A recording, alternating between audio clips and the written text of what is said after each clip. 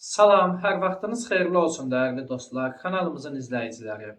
Bugünkü mövzumuz coğrafiya elminin tədqiqat metodları olacaq.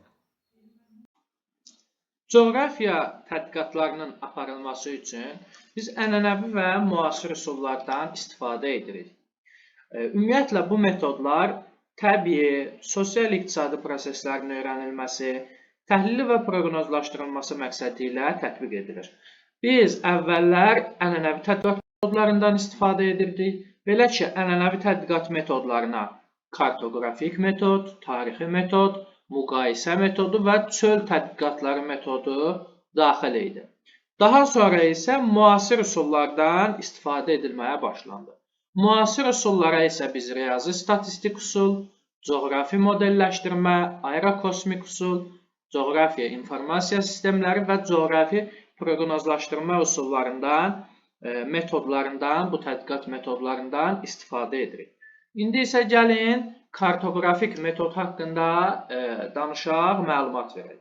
Ümumiyyətlə, kartoqrafik metod coğrafi tədqiqatlar zamanı müxtəlif məzmunlu xəritələrin öyrənilməsinə, təhlilinə əsaslanır və coğrafi xəritələrdən məlumat əldə etmək üçün biz kartoqrafik tədqiqat metodlarını tətbiq edirik.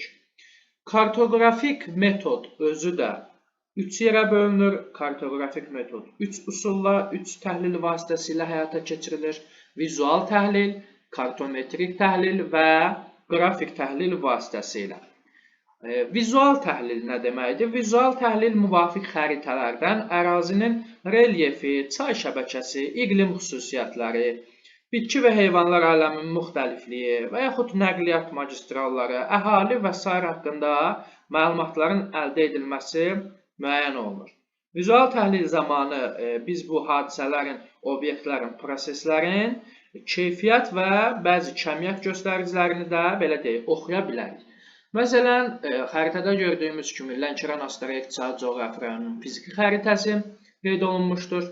Və biz bunu vizual təhlil edərsək, ilk öncə xəritənin miqyasını söyləməliyik. Daha sonra Azərbaycan Respublikasının hansı hissəsində yerləşməsini, hansı paralellərin və meridianların arasında olmasını biz bunları xəritədən oxuya bilərik. Həmçinin hansı üsulla tərtib edilməsi xəritənin, məsəl üçün keyfiyyət fonu üsulu ilə tərtib edilib, ərazinin relyefini, dağlıq və düzənlik əraziləri qeyd edə bilərik ki, Xəzər dənizinin sahilində yerləşir, Lənkəran ovalıq və Talış dağlarından ibarətdir. Daha sonra, məsəl üçün, ən yüksək zirvələrini qeyd edirik. Talış dağlarının ən yüksək zirvəsi Kömürgöy 2493, ikinci zirvəsi Qızıyurdu 2433 metr. Ərazidə yerləşən iri çayları misal çəkə bilərik. Bilək çay, Lənkəran çay, Astara çay. Baxın, dəyərli dostlar, biz bu şəkildə nə edə bilərik? Xəritəni təhlil edə bilərik. Vizual təhlil məhz bu deməkdir. Daha sonra kartometrik təhlil üsulu gəlir. Kartometrik tədqiqat üsulu coğrafi koordinatların təyin olunması, hündürlük, uzunluq, sahələrin ölçülməsi, azimut və istiqamətlərin müəyyən edilməsi, miqyasın tapılması və s. kəmiyyət göstəricilərinin təhlilidir. Yəni, biz burada bir növ hesablama işləri aparmalıyıq. Miqyasa əsasən ərazinin həqiqi məsafəsini tapa bilərik və yaxud biz burada dağların hündürlüyünü tapa bilərik, burada temperatur, atmosfer təzyiqi və digər vasitələrlə. Və bu kartometrik təhlil də lokal və qlobal xarakterli olur. Lokal olaraq bir ərazidə olan, məsəl üçün, bir çayın uzunluğunun ölçülməsi lokal, ərazidə yerləşən ümumi çayların uzunluğunun hesablanması isə qlobal olaraq dəyərləndirilir. Qrafik təhlili isə deməli, xəritələrə əsasən qurulmuş qrafik təhlillər vasitəsilə aparılan tədqiqatlardır. Və bu zaman əsasən profil qurulur. Profildə yer səthinin müəyyən hissəsinin şaquli kəsiyidir. Biz bunun vasitəsilə relyef formalarını, yamacların meyilliliyini, belə deyək, ərazidəki torpaq qatını, suxurların yatın formasını təyin edə bilərik. Bu saydığımız təhlil vasitələri aid idi kartoqrafik metoda. Daha sonra ənənəvi metodlardan biri tarixi metoddur. Adından da göründüyü kimi, tarixi metod vasitəsilə biz coğrafi obyekt və ya hadisədə müəyyən tarixi dövr ərzində baş verən dəyişiklikləri öyrənə bilərik. Məsələn, hər hansısa bir təbii obyektin yaranmasını, onun inkişafının mərhələlərini və hazırki müasir vəziyyətini öyrəniriksə, bu coğrafi tədqiqat metodlarının ənənəvi üsullarından olan tarixi metod vasitəsilə biz bunu öyrənə bilərik. Daha sonra müqayisə metodu gəlir. Müqayisə metodu da coğrafi obyekt və hadisələrin fərqli və oxşar xüsusiyyətlərini təhlil etməklə bir nəticəyə gəlməyə imkan verir bizə. Məsələn, hər hansı iki coğrafi obyekt götürək. Tutaq ki, Ob çayı və Yukon çayı. Və bu çayların fərqli, oxşar xüsusiyyətlərini biz qruplaşdırıb müqayisə edirik. Bizim bu apardığımız tədqiqat metodu aid olur müqayisə metoduna.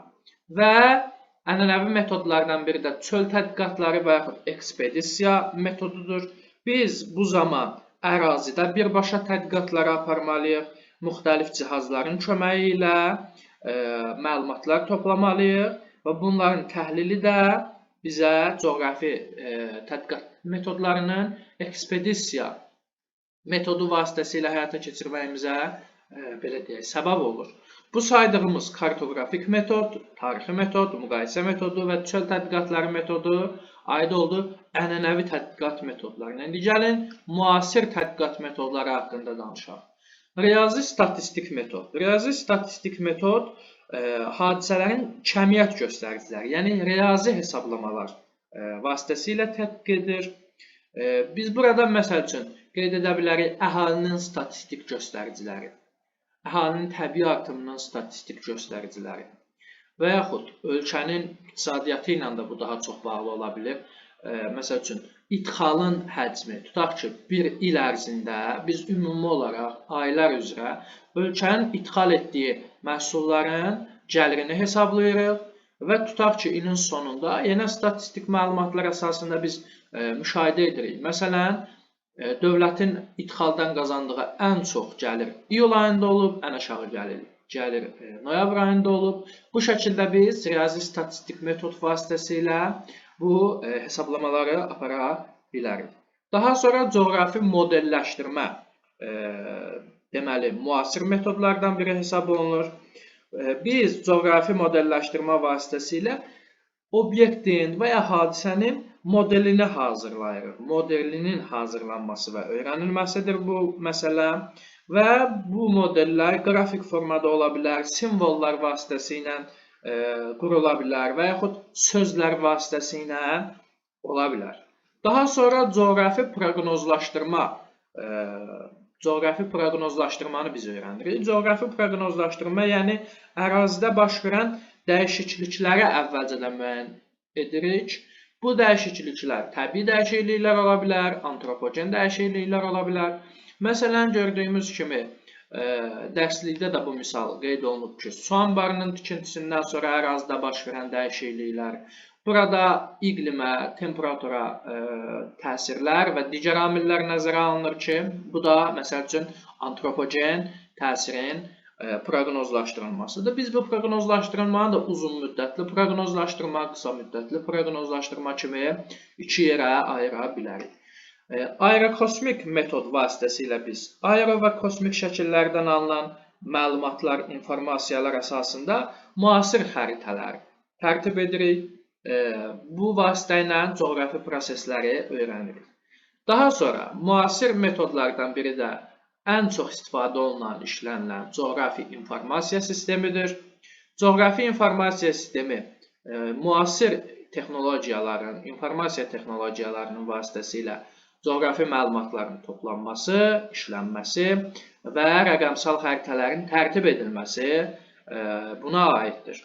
Və son dövrlərdə biz müşahidə edirik ki, bütün coğrafiyanın istiqamətlərində, istər iqtisadi coğrafiyada məlumatların toplanmasında, istər fiziki məlumatların toplanmasında məhz kompüter və informasiya texnologiyaları vasitələri tətbiq edilir və rəqəmsal xəritələr tərtib olunur və bütün bu sahələrlə də məhz coğrafi informasiya sistemləri məşğul olur. Dərsimiz bura qədər. Saydığımız məsələlər coğrafiya elminin tədqiqat metodları oldu. Diqqətiniz üçün təşəkkür edirəm.